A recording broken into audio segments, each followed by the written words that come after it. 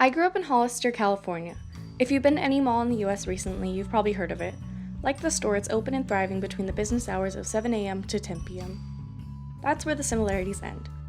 Whereas most people think of beaches and male models when I tell them I'm from Hollister, the reality is that I'm from a small town, randomly placed in the middle of farmland characteristic of California's Central Valley. Hollister is a quiet city, 2 hours south of San Francisco and 3 hours north of Bakersfield with nothing much to do. If you're feeling adventurous, we have Hollister Hills, where you take your dirt bike and ride around in the hills for a bit. If you feel like shopping, you can go to Target, the hangout spot for many local youths. We have a movie theater that plays select movies for short periods of time. Unless it's any movie from the Marvel Universe, then it's played until every single resident of Hollister has seen it at least twice. That's it. As you can see, with not much to do, everyone always wants out of Hollister.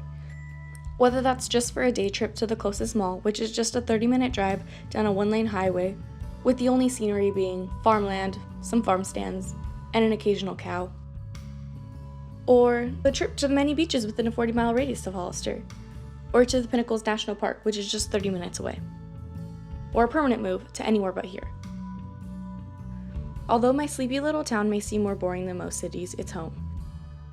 I love that every Friday night in the fall is reserved for our town's reverent love of its high school football team, even though half of its population doesn't understand, let alone actually enjoy the sport.